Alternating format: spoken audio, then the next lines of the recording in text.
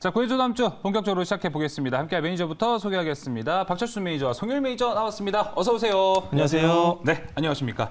자, 지난주와 다르게 그래도 좀 웃으면서 이렇게 인사를 할 수 있는 것 같습니다. 먼저 박철순 매니저님, 이번 주 시장이 아까 제가 오프닝 때도 말씀드렸지만 기분 좋게 마무리가 됐고 뭔가 다음 주를 기대할 만한 이유가 생긴 것 같습니다.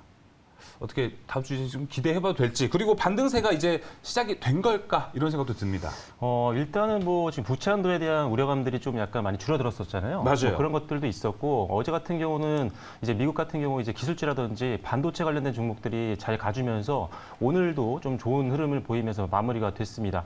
하지만 뭐 일단 시장이 오랜만에 상승해서 약간 되게 기분은 좋지만 실제로 오른 폭이 그렇게 크진 않거든요. 맞아요. 한 달 동안 빠졌던 낙폭에 비하면 사실 일부밖에 회복을 못했기 때문에 낙관만 할 수 있는 장은 아닌 것 같습니다. 아직도 대외 변수들은 남아있는 상태고 뭐 경기 침체라든지 또는 수요 부진이라든지 또는 인플레이션 이런 것들은 계속 남아있는 상태이기 때문에 일단 지금 반등이 나왔을 때 여러분들이 포트폴리오를 좀 조정하는 전략이 좀 필요할 것 같습니다. 다음 주에도 또 흔들려도 뭐 이상하지 않거든요, 사실은. 그래서 일단은 지금 낙폭이 좀 있었을 때, 시장이 좀 밀렸을 때는 손실 종목을 사실 교체하기가 좀 어려워요. 맞아요. 그래서 이렇게 시장이 좀 반등이 나왔을 때, 주가가 빠졌을 때 날 가장 힘들게 했던 손실 종목들, 특히나 개별적인 리스크 요인이 있거나 또는 실적이라든지 이런 기타 성장할 만한 어떤 요인들이 없는 종목들은 이렇게 반등이 나왔을 때 상대로 조금 더 매력이 좀 높은 종목, 비교를 하는 겁니다. 냉정하게. 내가 지금 갖고 있는 이 손실 종목보다 상대적으로 같은 업종 내에서라도 실적이 좀 잘 나오는 종목이라거나 또는 다른 개별 모멘텀이 있는 종목들로 교체 매매를 해 놓으셔야 또다시 생길 수 있는 변동성 장에서 좀 더 편하게 매매를 할 수 있다는 거죠. 일단 포트폴리오가 좀 안정화돼야 변동성이 좀 줄어들어야지만 여러분들이 매매도 조금 더 안정화될 수 있으니까요. 일단 지금 반등이 좀 나왔다라고 해서 너무 긍정적으로만 보지 마시고요. 일단 포트를 조금 더 변동성에 강한 포트로 바꿔놓으시는 게 좋을 것 같습니다. 일단 2분기 실적 또는 그다음에 3, 4분기 실적도 멀리 한번 보시는 게 좋을 것 같습니다. 알겠습니다. 좀 대내외적인 변수가 아직 있기 때문에 시장을 현재 좀 보수적으로 보는 것도 나쁘진 않을 것 같습니다. 송일 매니저님도 좀 비슷한 의견인가요? 지금 시장에 대해서? 지금 시장, 특히 이제 오늘만 놓고 봤을 때는 저희가 긍정적인 부분을 대표적으로 꼽으라고 하면은 당연히 외국인의 매수세였는데요. 반도체 업종 위주로 좀 쏠렸기 때문에 어느 정도 증시가 선방을 했다, 이렇게 좀 볼 수 있는데요. 지금 매니저님 말씀하신 것처럼 아직까지 우리가 체감하는 데 있어서는 굉장히 어렵습니다. 어렵고 아직까지 대외적인 변수도 남아 있고요. 특히나 이제 우리 입장에서 보면은 민감할 수밖에 없는데, 어떻게 보면은 미국의 경기 침체가 우려되는 다양한 경제 지표들이 앞으로도 지금 발표가 남아 있기 때문에 앞으로도 우리는 어느 정도 긴장을 해야 되는 건 맞습니다. 하지만 이제 얼마 전에 코스닥 같은 경우는 신용잔고가 10조 원을 돌파했다라는 기사가 나왔는데요. 어느 정도 감소를 했습니다. 그리고 지금 최근에 2차 전지가 계속해서 조정을 받고 있는데, 조정이 저는 거의 다 끝나간다 이렇게 보고 있기 때문에 마냥 우리가 보수적으로는 볼 수가 없다, 이렇게 좀 보고 있고요. 아까 말씀하셨던 대로 지금 이제 포트 관리가 굉장히 중요한 것 같습니다. 최근에 순환매라고 해봐야 좀 약간 굉장히 제한적이었는데 그 안에서도 굉장히 빨리 움직였기 때문에 지금은 우리가 약간 포트를 빠르게 재편해야 될 시기고, 무엇보다도 지금 이제 실적 시즌이 거의 다 끝나가고 있습니다. 그렇기 때문에 2분기 실적 대응을 해야 되는 그런 시점이다, 이렇게 좀 보고 있습니다. 두 분 모두 일단 포트 재편에 대한 이야기를 좀 강조를 많이 해주신 것 같아요. 박철순 매니저님 아까 말씀대로 오늘 일단 반도체가 쫙 올랐잖아요. 그럼 이럴 때 오늘 반도체 갖고 계신 분들은 좀 빠른 시간에 정리를 하는 게 전략인가요? 아니면 반도체는 좀 기다려야 되나요? 그래도? 일단은 반도체 섹터를 지금 공략을 이미 시작하신 분들 같은 경우는 중장기로 베팅을 한 건지 아니면 단기성으로 베팅하신 건지에 대해서는 일단 확실하게 투자 전략을 짜고 전략을 짜야 될 것 같아요. 왜냐면은 사실 중장기로 봤을 때 저는 지금 분명히 반도체는 담아갈 시점이라고 보고 있거든요. 그 추세도 아직 좀 남아있다고 보고 있는데 문제는 지금 오늘 같은 경우 사실 반도체가 5% 이상 오른 것들이 굉장히 많았었잖아요. 자, 이런 상황에서 다음 주에 갑자기 시장이 변동성이 갑자기 생기면서 뭐 지수가 1%, 2% 이렇게 빠지게 되면 단기로 올랐던 종목들이 급격하게 밀리는 경우가 많거든요. 그래서 특히나 지난주 같은 경우 로봇주가 급등이 나왔다가 이번 주 월 주 초에 약간 지수가 밀리면서 바로 반납하는 모습들이 나왔었어요. 그래서 그런 것들이 좀 반복이 될 수 있기 때문에 일단 최근에 접근을 하셔가지고 지금 반도체 종목이 수익권인 분들은 일단 손절 라인을 끌어올리셔서 일단 수익권에서는 현금화시키는 전략으로 가시는 게 일단 좋을 것 같고요. 중장기라면은 분할로 천천히 담아가는 건 되게 괜찮을 것 같습니다. 일단 어차피 대다수의 반도체 업종들이 지금 저가권에 있는 것들이 대부분이거든요. 그래서 그런 종목들이라면 올해 하반기 그리고 내년까지도 좀 길게 보시면서 천천히 매달 뭐 적금식으로 담는 것도 좋을 것 같고요. 네, 그런 식으로 일단 천천히 담아가는 전략은 충분히 가능하다고 보고 있습니다. 이 의견 되게 중요할 것 같습니다. 반도체 가지고 계신 분들 내가 반도체를 투자할 때 장기로, 중장기로 봤는지 단기로 봤는지부터 먼저 확인을 해보고 투자 전략 정립해 나가시면 좋을 것 같습니다. 송영 매니저님 아까 말씀해 줄 때 2차 전지의 조정세가 좀 마무리 국면에 다가간다라고 이야기를 해주셨잖아요. 네네. 그러면 지금 2차 전지가 없는 상황에서 그래도 코스피는 2,530까지 산을 상회하고 있고요. 코스닥도 840선을 넘었습니다. 그럼 여기서 2차 전지가 붙는다면 사실 지수는 더 끌어올라가지 않을까라는 생각은 드는데요. 예, 맞습니다. 최근에 코스닥만 보더라도요. 지금 2차 전지의 조정 그리고 이제 바이오에서 매물이 출회되면서 코스닥이 많이 힘들었습니다. 지금 이번 주만 보더라도 코스피보다는 코스닥이 변동폭이 컸었는데요. 지금 약간 2차 전지 같은 경우는 만약에 내가 안 갖고 있다 하신 분들 같은 경우는 저는 조금 더 여유를 가지셔도 좋겠다라는 말씀 먼저 드리고 싶고요. 지금 2차 전지 아니어도 살 수 있는 종목들이 너무나 많습니다. 그쵸. 2차 전지가 이렇게 생각하시면 편합니다, 여러분들. 진짜 밸류보다도 더 크게 상승한 종목들이 많기 때문에 아직까지는 담아둘 시기는 아닌 것 같고요. 다만 우리가 조금 더 이제 여유를 갖고 조금 더 이제 어느 정도 조정폭이 있을 때 그때는 저는 분할 매수 전략을 추천드리는데 사실 지금 여러분들 거의 다 실적 시즌이 끝났기 때문에 2분기 실적 시즌을 대비를 하셔야 됩니다. 자, 그러면은 저는 여러분들한테 약간 다른 관점으로 말씀을 드리고 싶은 게 중국 이제 경제 봉쇄 같은 경우는 1분기에 어느 정도 해소가 되면서 이 해소된 기대감과 실적이 2분기에 반영이 됩니다. 그렇기 때문에 화학과 철강 이런 쪽도 지금 담아두셔도 좋을 것 같고요. 2차 전지가 아직까지 성장성이라든가 지금 이제 우리 증시에 주축이 되는 건 사실입니다. 하지만 지금까지 우리가 이제 좀 약간 매수적인 관점으로 볼 때는 부담스러운 위치다. 이 정도 생각하시면 좋을 것 같고요. 아직까지는 약간 그냥 관망세 위주로 좀 보시면 좋을 것 같습니다. 여유 있게. 관망세로 좀 2차 전지를 바라보면 좋을 것 같습니다. 자, 이렇게 이번 주 시장에 대한 이야기를 나눠봤고요. 지난주, 구해주 다음 주 먼저 AS부터 해보도록 하겠습니다. 수익률 한번 확인해 볼게요. 수익률 띄워주시죠. 자, 박철순 매니저의 로봇입니다. 로봇은 4.09% 최고가 기준으로 기록이 됐고요. 두 분 모두 좀 비슷한 수익률을 기록했습니다. 태양광도 4.4%가량 올라갔습니다.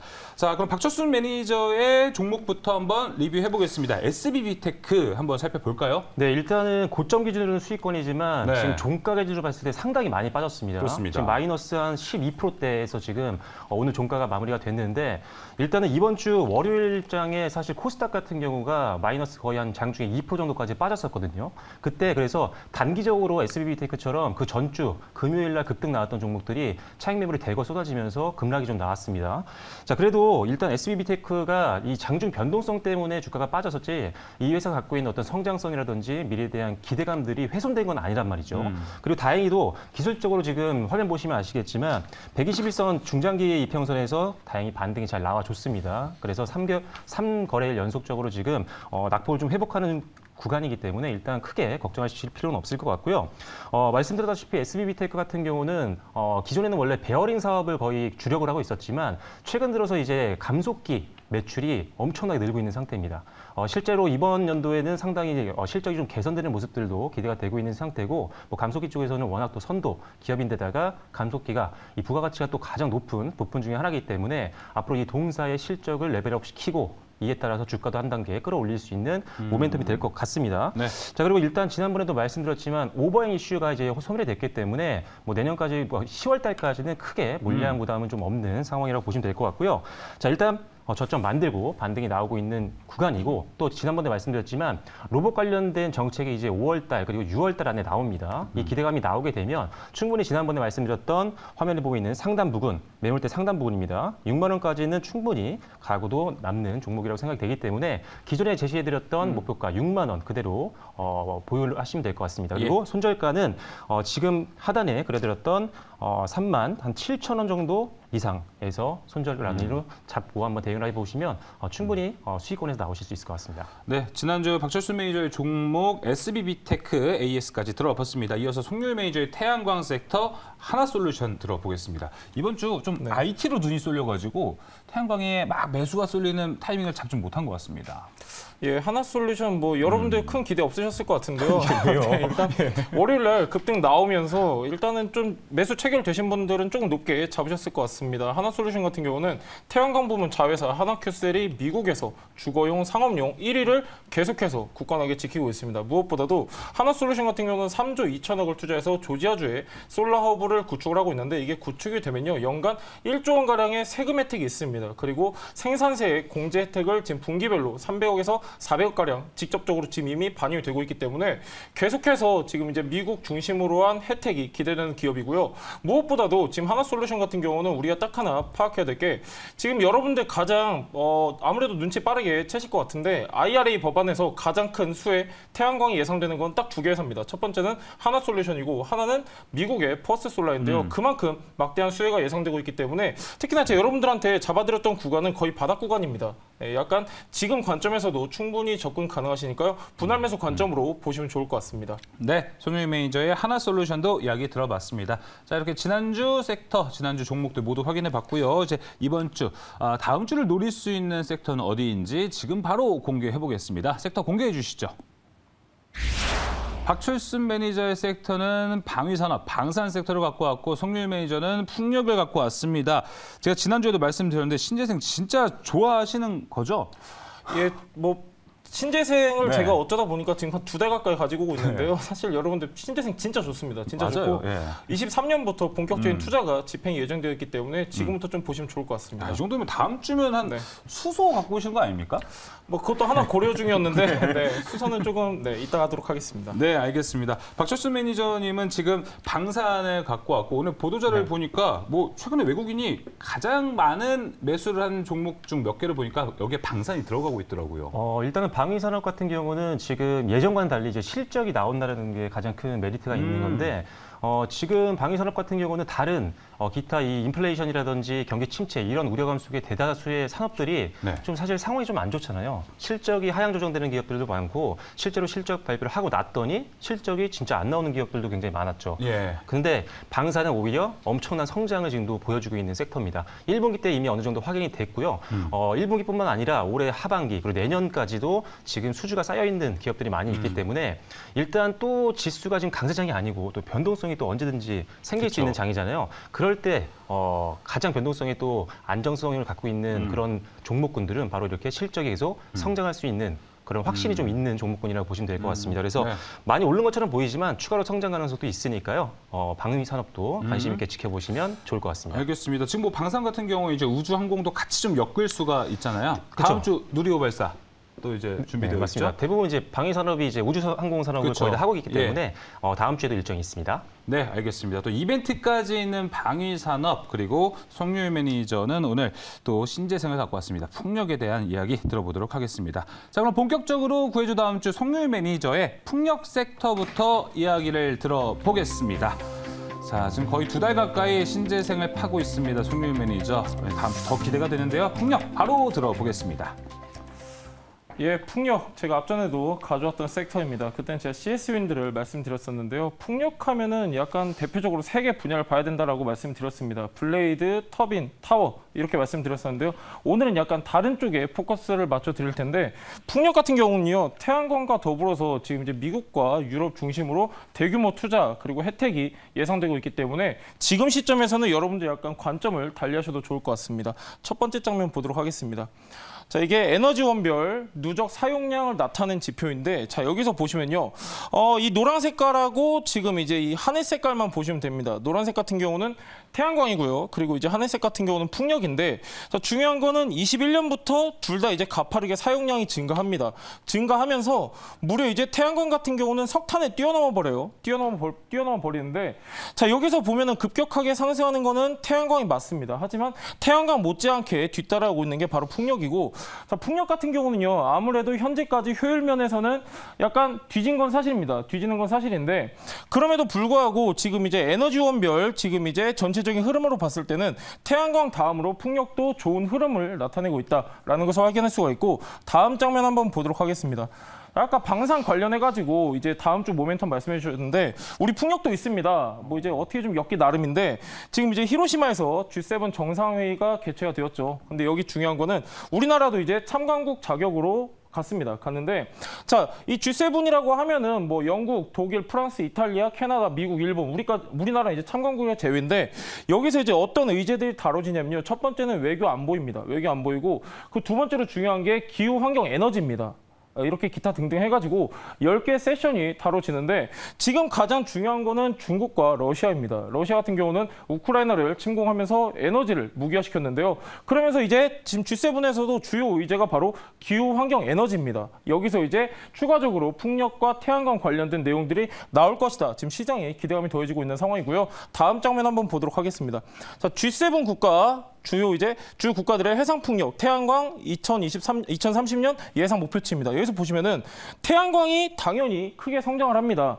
규모적으로 봤을 때는 태양광이 약 한 3배 정도 증가할 것으로 전망이 되는데요. 풍력도 뒤지지 않습니다.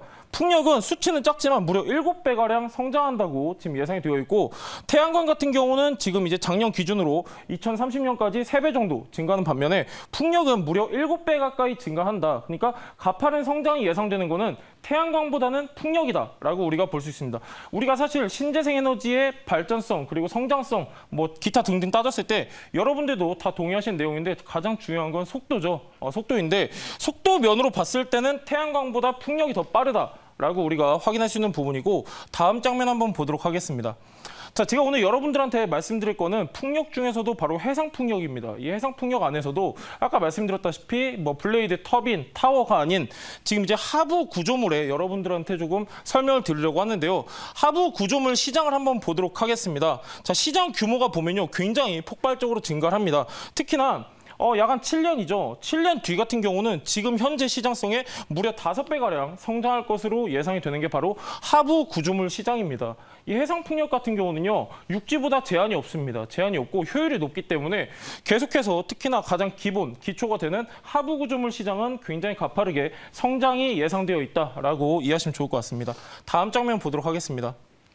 자, 해상풍력 글로벌 시황입니다. 여기서 우리가 주목해야 될 부분은 여러 가지가 있지만 그중에 하나 아시아입니다. 아시아인데 자, 여기 보시면요. 2030년에 지금 약 한 40% 해당되는 게 바로 아시아 지역입니다. 아시아 지역이고 지금 뭐 유럽도 중요하고 미국도 중요합니다. 근데 그 못지않게 중요한 게 바로 아시아입니다. 아시아 같은 경우는 2030년 기준으로 했을 때 전체 발전량의 40%를 아시아에서 책임진다라는 그런 내용이 나와져 있고요. 다음 장면 한번 보도록 하겠습니다. 자, 방금 전엔 제가 여러분들한테 아시아의 중요성에 대해서 잠깐 말씀드렸었는데 아무래도 주 메인은 미국입니다. 미국이고 미국 같은 경우는 제가 아까도 말씀드렸다시피 지금 앞전에 하나솔루션도 지금 이제 계속해서 혜택을 받고 있는데 IRA 혜택을 지금 직접적으로 받고 있는 섹터가 태양광하고 바로 풍력입니다. 풍력인데 자, 지금 굉장히 많아요. 이미 이거는 건설 확정이 되고 진행되고 있는 프로젝트들입니다. 여기서 보시면은 2030년까지 약 한 15개 정도 대형 프로젝트들이 진행이 되고 있는데요. 여기서 중요한 거는 바로 터빈사입니다. 터빈사는 제 여러분들한테도 아까 앞전에 꿀팁을 드렸었는데 이 해상풍력, 특히 이제 풍력 섹터 같은 경우는 글로벌 터빈사들이 수주를 받아서 수주를 내려주는 형식이기 때문에 이 글로벌 터빈사들을 고객사로 두고 있는 기업들을 위주로 보시면 좋을 것 같습니다. 다음 장면 한번 보도록 하겠습니다. 자, 주요 기사들인데요. 자, 대우건설이라고 하면 여러분들 대형 건설사라고 생각하실 텐데 대우건설도 지금 이제 글로벌 해상풍력에 뛰어들었습니다. 단순히 이제 해상풍력, 풍력, 신재생 에너지 단순히 각자 독자적인 섹터가 아니라 요즘에는 다양한 협력 또는 신사업으로 진출하고 있다는 그런 내용이고요. 자, 여기서 보시면은 우리나라 국내에서도 굉장히 관심을 기울이고 있습니다. 국내 같은 경우는 약간 풍력 발전이 굉장히 더딘 상황입니다. 옆집 일본만 보더라도 우리나라보다 약 한 3배 이상 지금 앞서져 있는 수준인데 우리나라도 본격적으로 육상보다는 해상에 포커스를 맞추고 있다는 내용이고요. 다음 장면 한번 보도록 하겠습니다. 자, LS전선 여러분들 제가 아까 말씀드렸었는데 크게 3개 있다고 말씀드렸었죠. 블레이드, 터빈, 타워가 있는데 그 외에도 하부 구조물, 해저 케이블 다양한 섹터들이 있는데 자, 지금 이제 LS전선 같은 경우는 해저 케이블 공장을 추가적으로 증설했습니다. 증설했고 지금 앞으로 계속해서 캐파를 확대해 나가고 있기 때문에 지금 해상풍력 같은 경우는요. 단순히 우리나라뿐만이 아니라 해외 위주로 좀 포커스를 보시는 게 좋을 것 같고요.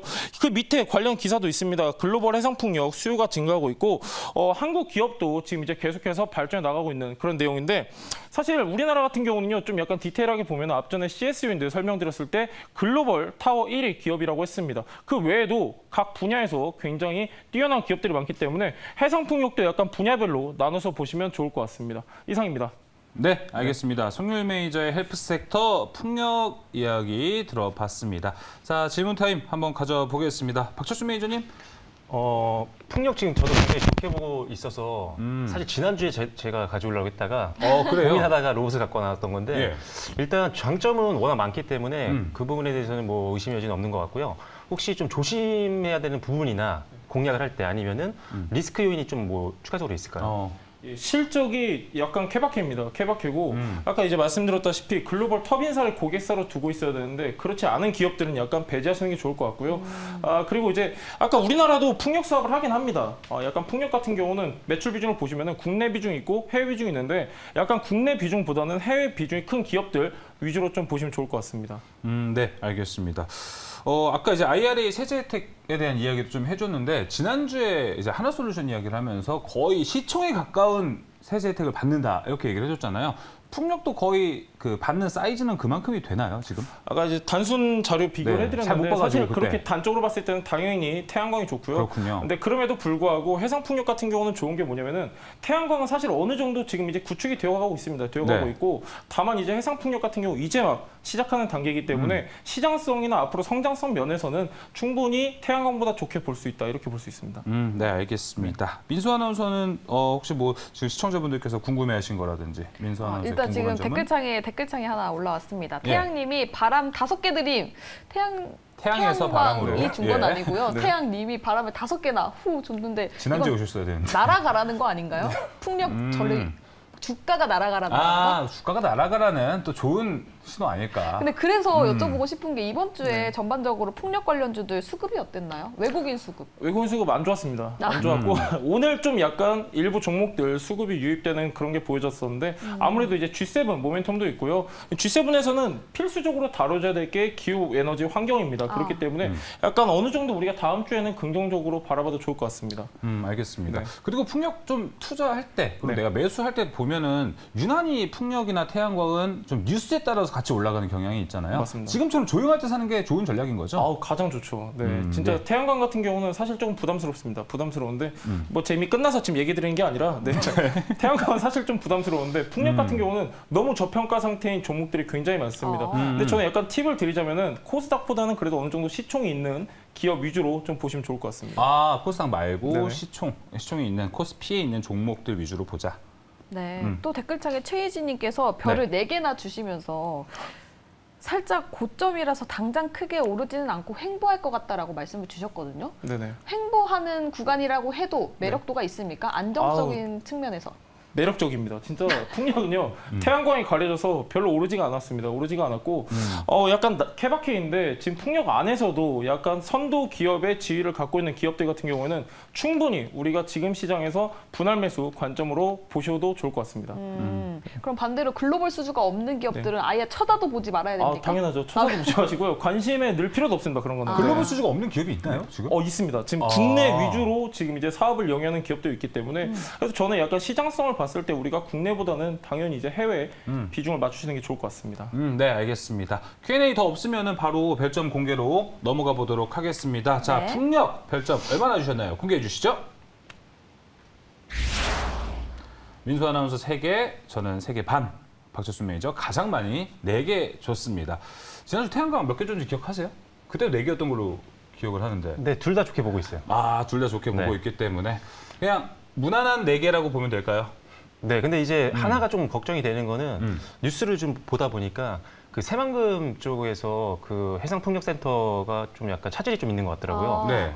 근데 이게 얼마나 좀 영향을 줄지는 조금 미지수인 것 같고 분석은 좀 어려울 것 같고요. 그래서 하나를 일단 뺐고 풍력주도 지금 바닥권에서 있는 것들은 굉장히 좋은 것 같고요. 네. 조금 복권권에 있는 것들도 있어서 그런 것들 좀 선별을 잘 하자라는 의미에서 하나를 좀 뺐습니다. 알겠습니다. 저는 지난주에 태양광 3개 반이었거든요. 똑같습니다. 그 의견과. 태양광, 일단 신재생 에너지 자체 좋게 보는데 당장 다음 주에 시세 분출은 어렵지 않을까라는 생각 3개 반 이렇게 드렸습니다. 저도 비슷한 의견이긴 한데 사실 신재생 에너지 전반적으로 좋게는 봐요. 근데 태양광보다 풍력이 조금 더 매력적이다. 이 부분에 있어서 한마디로 정의 내릴 말이 없더라고요. 수급이 좋은 것도 아니고 뭐 성장성이 크다고는 하지만 어쨌든 태양광이 조금 더 크게 발전할 건 맞잖아요. 그래서 2개를 뺐습니다. 맞아요. 생각해보니까 좋다 생각은 하는데 당장 다음 주에 대한 의구심은 계속 든단 말이죠. 왜 반도체 이런 건 따로 안 갖고 오시죠? 반도체는 지금 이제 수급이 유입되긴 했지만 여러분들 팩트를 좀 체크하셔야 됩니다. 반도체 14개월 연속 적자입니다. 네. 저는 아직까지는 좀 더 보수적으로 보고 있기 때문에 반도체보다는 바람이다. 이렇게 보시면 될 것 같습니다. 그래서 바닥 짚고 올라갈 거잖아요. 뭐 결론적으로는 그럴 것 같긴 한데 풍력도 나쁘지 않다. 알겠습니다. 자, 그럼 나쁘지 않은 풍력의 이 탑픽 힌트도 들어보겠습니다. 송유 매니저의 풍력주 탑픽 힌트 공개해 주시죠. 예, 힌트 한번 보시면요. 1분기 실적도 굉장히 좋았는데요. 일단 무엇보다도 가장 중요한 내용 바로 위에 있습니다. 세계 최대 해상풍력 하부 구조물을 현재 제작을 하고 있고요. 무엇보다도 4년 연속 흑자를 기록하고 있습니다. 뿐만이 아니라 2분기 실적도 굉장히 전망이 좋기 때문에 약간 오늘 체크하시면 좋을 것 같습니다. 알겠습니다. 해상풍력 하부 구조물 건설이 가장 중요하고 4년 연속 흑자를 기록하고 있는 기업입니다. 자, 그럼 이렇게 해서 송유 매니저의 풍력 모두 정리해 보고요. 이어서 박철순 매니저의 다음 섹터 이야기 들어보도록 하겠습니다. 방위산업, 방산을 가지고 왔습니다.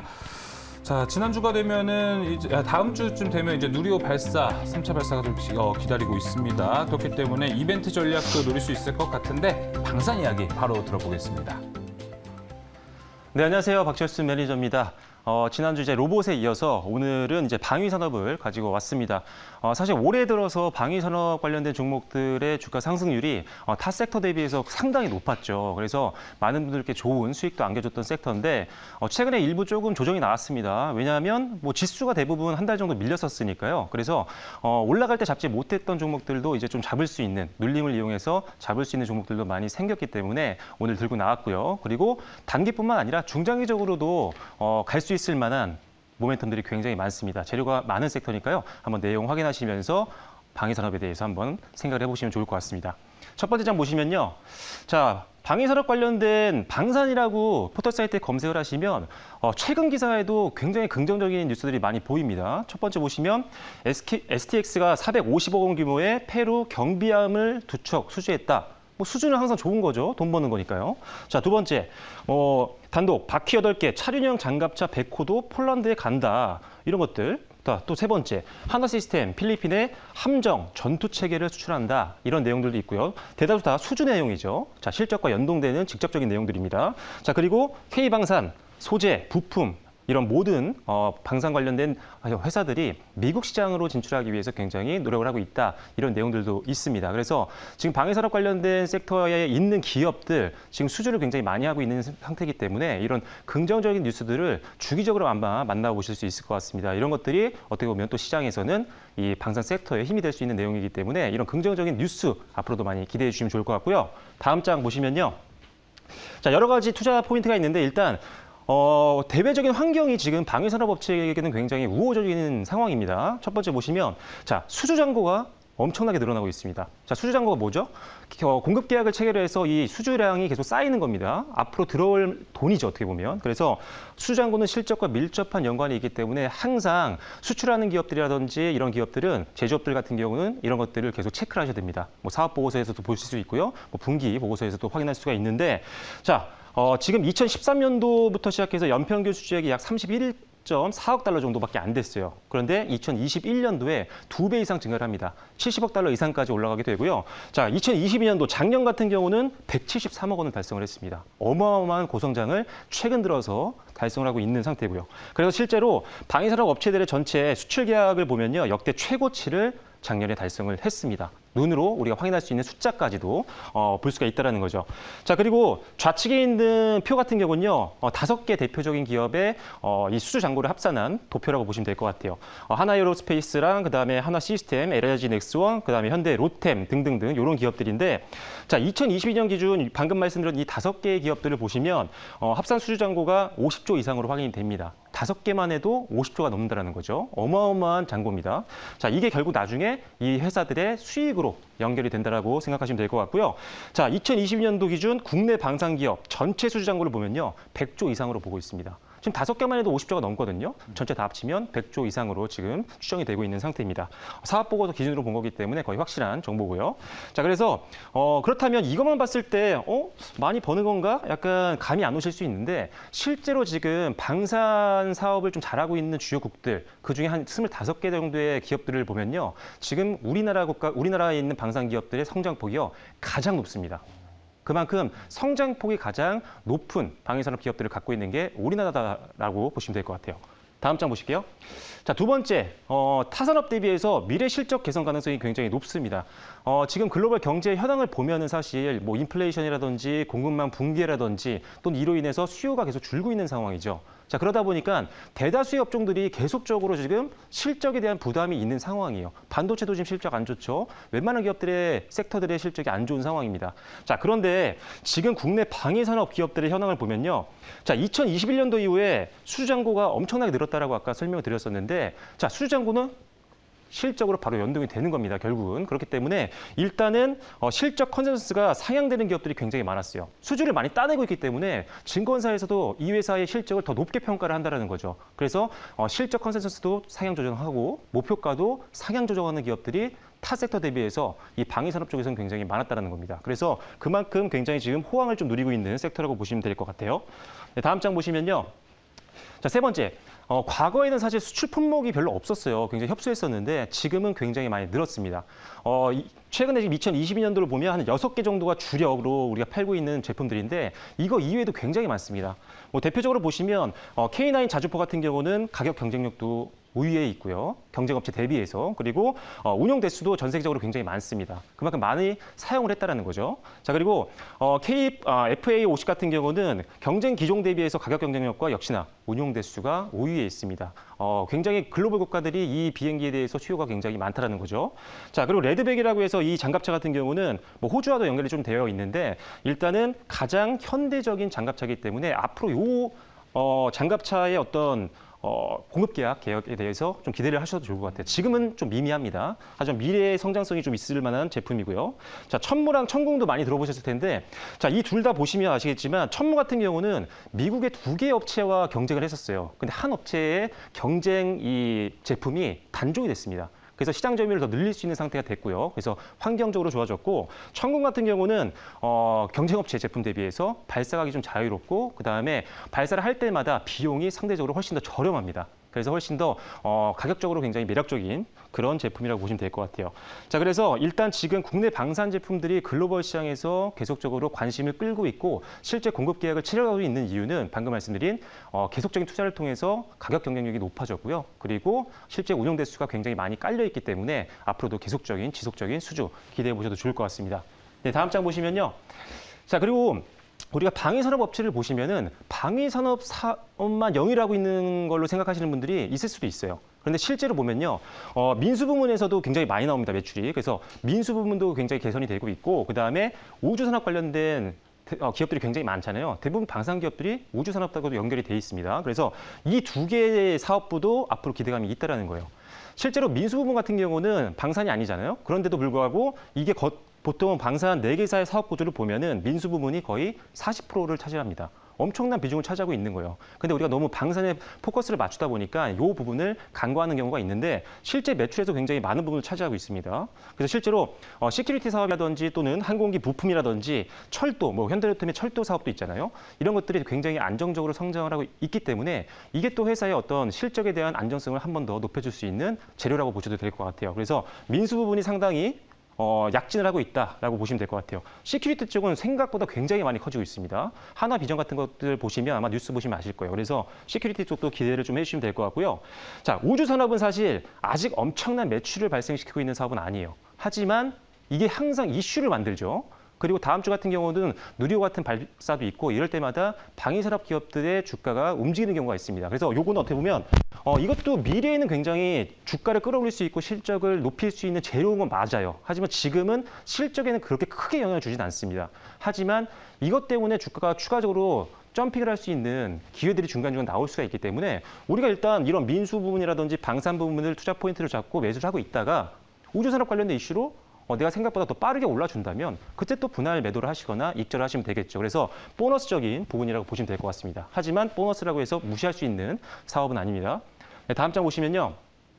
자, 글로벌 방위비 지출이 계속적으로 늘고 있습니다. 우리가 지금 보시면 러시아와 우크라이나 전쟁 이후에 2022년도에 발발한 이후에 당연히 이 방위산업에 투자하고 있는 비용들은 늘 수밖에 없는 상황이었죠. 그런데 미국과 중국도 대립을 지속하고 있습니다. 그래서 자기네 나라와 지금 우호적인 국가를 찾기 위해서 계속 이게 얘기를 하고 있는 상태죠.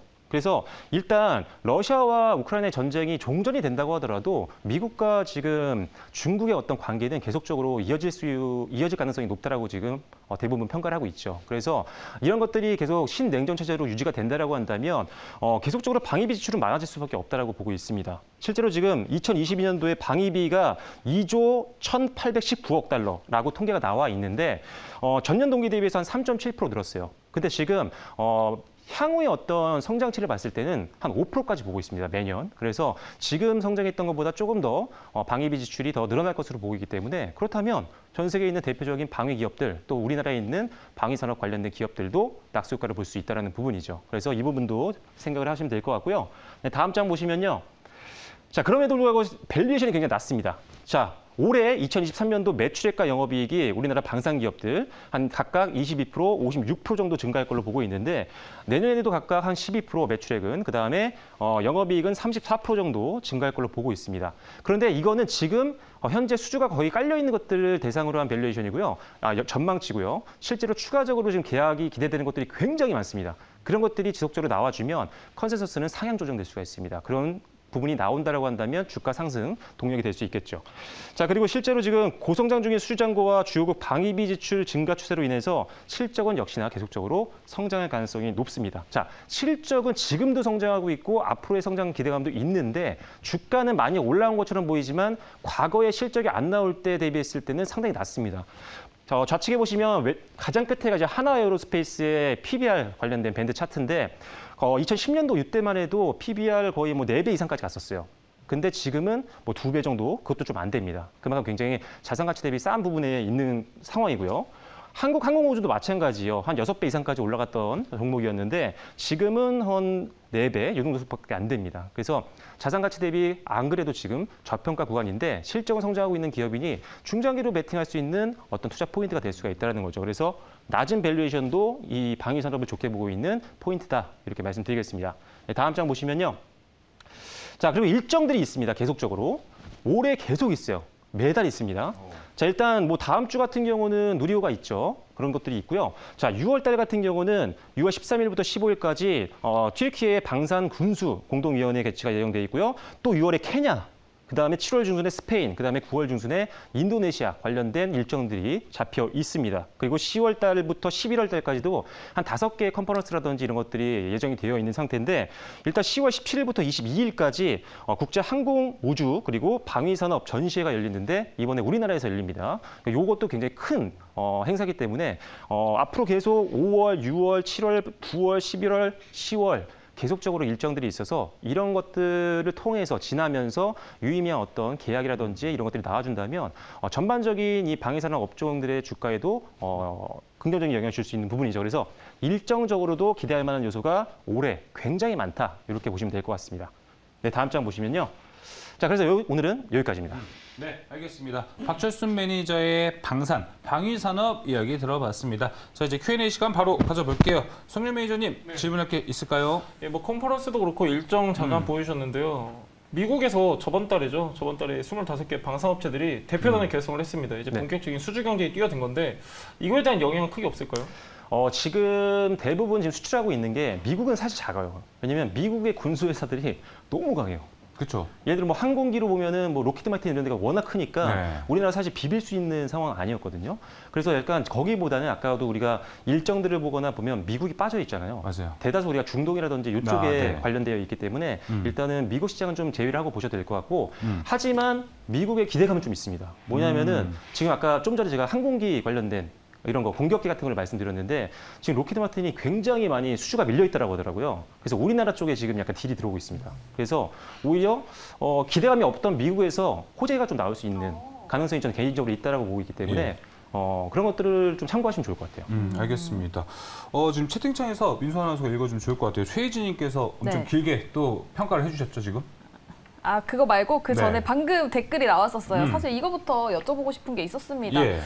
이렇게 방위산업이라고 이름을 딱 주셨잖아요. 항공, 우주, 방산 전체적으로 준 게 아니라 댓글창에서도 정은느 님이 방위산업은 항공, 우주 섹터가 분간이 잘 안 된다라고 댓글을 주셨어요. 저도 거기에 너무 공감을 하거든요. 그거를 굳이 나눠서 방위산업으로 가지고 오신 이유라 그거를 또 굳이 나눠서 투자를 해봐야 되나? 라는 생각이 들어요. 근데 나눠서 투자할 필요는 없을 것 같아요. 제가 지난번에 우주항공 갖고 나왔을 때도 그런 기업들, 대표적인 기업들이 보통 두 개를 다 합니다. 예를 들어서 미사일과 비행은 비슷한 거잖아요. 그렇죠? 그래서 우주항공과 방위산업은 좀 비슷한 영역이에요. 기술도 그렇고요. 그래서 대부분 비슷합니다. 선도 기업들은 두 개를 다 하고 있는 게 일반적이고요.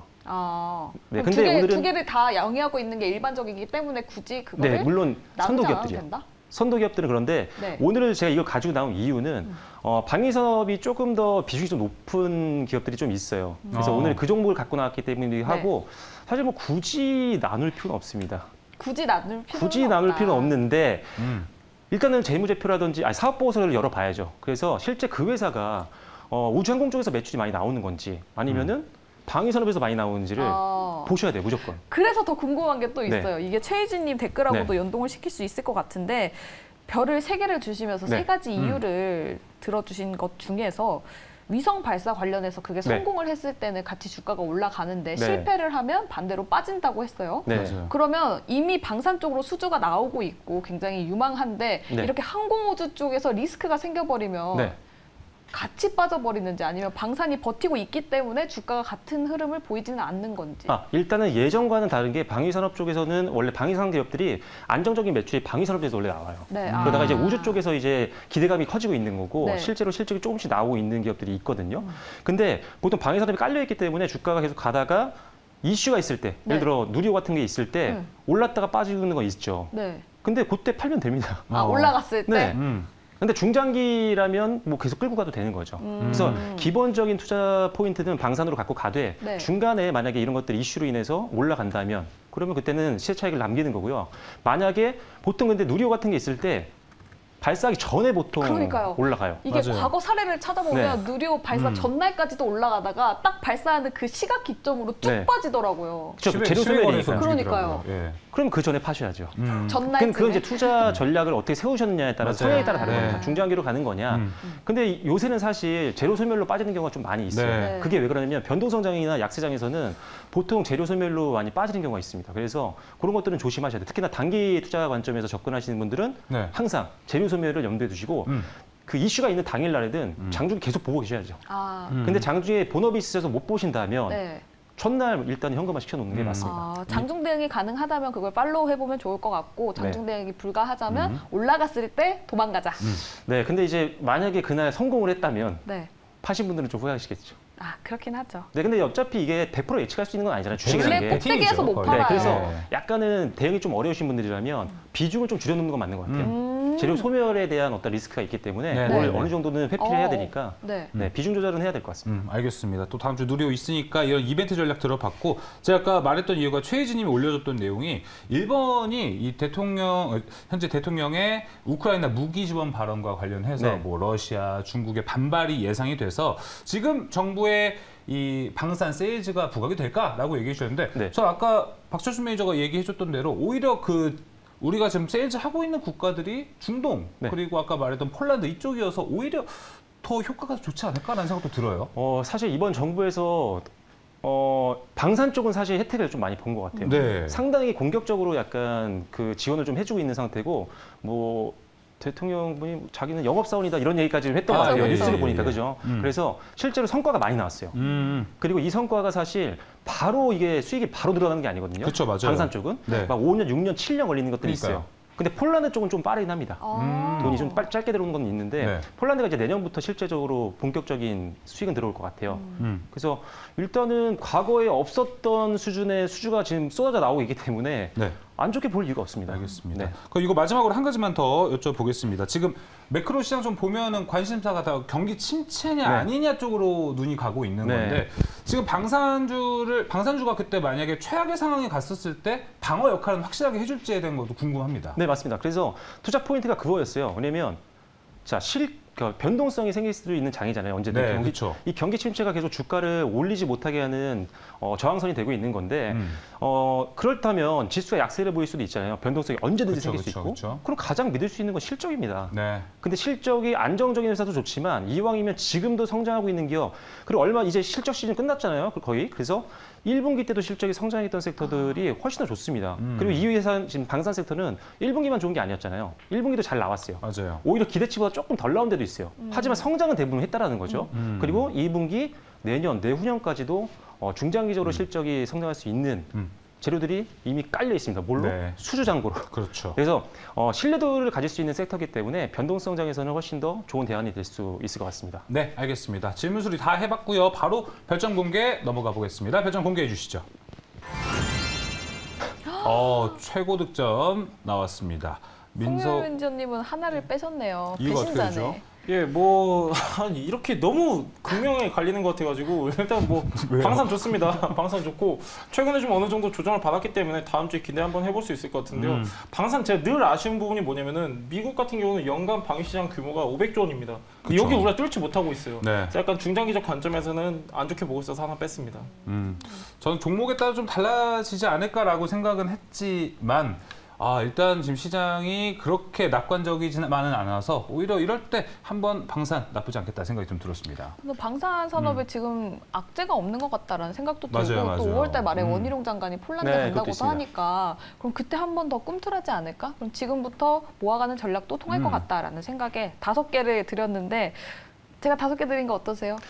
이렇게 많이 별을 악재인가요, 받고 이게? 나서 네. 악재인 경우가 많았습니다. 알겠습니다. 근데 그만큼 너무 안정적인 이게 테마성이 아니에요, 사실. 그쵸, 테마성은 이제는 테마주라 보기 아닙니다. 어렵기 때문에 네, 좋습니다. 네, 알겠습니다. 자, 이렇게 점수 정리해보고 마지막으로 박철순 매니저의 방산 관련주 탑픽 힌트 들어보겠습니다. 네, 항상 제가 투자 포인트 들어가는 거죠. 오늘의 관련주 탑픽 힌트는요, 바로 이겁니다.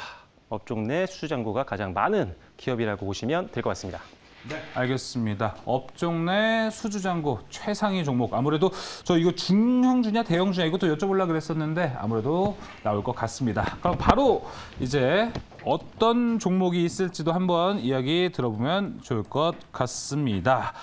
자, 먼저 그러면 송유일 매니저의 종목부터 한번 들어보도록 하겠습니다. 어떤 종목이죠? 예, SK 오션플랜트입니다. 예. 아까 채팅창 보니까 많은 분들 맞춰주신 것 같은데 SK 오션플랜트라고 하면은 앞전에 이제 사명이 삼강 M&T였었죠. 삼강 M&T인데 일단 제가 먼저 말씀드리고 싶은 거는 국내 최초로 후육 강관을 국산화에 성공했습니다. 이 앞전에는 이게 우리가 전량 수입에 의존을 했었는데 국내 최초로 상용화시킨 게 바로 이 삼강 M&T, 지금 이제 현재 명이 바뀌어가지고 SK 오션플랜트인데요. 이 기술력과 노하우를 바탕으로 하부 구조물 시장에서는 굉장히 뛰어난 기술력과 경쟁력을 확보했습니다. 네. 그렇기 때문에 앞으로도의 어떻게 보면은 수주 경쟁력에서 우위를 선점하고 있다 이렇게 좀 볼 수 있겠고요. 네. 가장 중요한 거는 수주 기대감입니다. 지금 이제 우리가 대형 프로젝트라고 할 수 있는 대만의 라운드 3가 3분기부터 본격적인 수주가 시작이 됩니다. 시작이 되는데 지금 이제 SK 오션 플랜트 같은 경우는요 굉장히 기술력이 뛰어나다고 말씀드렸었고 무엇보다도 지금 이제 직접적으로 터빈사를 고객사로 두고 있기 때문에 굉장히 수주 기대감을 우리가 좀 어느 정도 기대해 볼 수 있는 부분이고 가장 중요한 건 실적이죠. 이번에 1분기 실적에서도 굉장히 높은 실적을 보여줬었습니다. 최대 분기 실적으로는 사상 최대였는데요. 뿐만이 아니라 올해 같은 경우는 전년 대비해가지고 매출 같은 경우는 25% 그리고 영업이익은 9% 정도 증가할 것으로 예상이 되고 있기 때문에 약간 SK 오션 플랜트 같은 경우는 지금 시장에서 특히나 신재생 에너지 분야에서 그 안에서 해상풍력에서는 굉장히 입지가 강한 종목이기 때문에 반면에 주가는 굉장히 바닥권에 있습니다. 예, 여러분들 약간 분할 매수 관점으로 접근하시면 좋을 것 같고요. 가격 대응 전략은요. 19,690원부터 19,400원 보도록 하겠고요. 손절가는 18,000원, 목표가는 21,300원 보도록 하겠습니다. 네, 알겠습니다. SK 오션 플랜트 송일 메이저의 풍력 종목이었습니다. 목표가 21,300원, 손절가는 18,000원으로 제시가 됐습니다. 자, 이어서 박철순 매니저의 방위산업 종목도 바로 들어보겠습니다. 네, 방위산업 종목은 하나 에어로스페이스입니다. 대표적인 종목이죠, 사실. 누구나 아는 종목인데 일단 최근에 주가가 한 달 동안 좀 밀렸을 때도 상당히 방어력이 좋았습니다. 그전에 주가 상승률도 굉장히 좋았던 종목이고 일단 저점을 좀 만들고 이제 반등이 좀 나오는 구간이기 때문에 전고점 영역까지는 좀 배팅을 좀 해볼 만할 거라고 보고 있습니다. 다음 주에 또 누리호 관련된 일정들도 있으니까요. 자, 일단 첫 번째로는 투자 포인트가 뭐 단기일 수도 있고 중장기일 수도 있는데 투자 성과 기대감입니다. 이 회사가 지금 과거 한 8년 동안 3조 원에 가까운 돈을 쏟아 부었거든요. 이거에 따른 이제 성과들이 나오기 시작했고 실제 이 회사가 지금 관련된 특허들 마무리됐거나 뭐 지금 하고 있는 진행 중인 것들이 거의 뭐 1,500건 가까이 되고요. 밑에 있는 뭐 하나비전이라든지 관련 회사까지 합산을 하면 거의 6,000개에 가깝습니다. 그만큼 기술 개발을 통해서 성과들이 나오고 있는 상태고 이걸로 인해서 실제 제품들의 퀄리티가 좋아지고 있다라. 그래서 수주량이 늘고 있다 이렇게 보셔도 될 것 같습니다.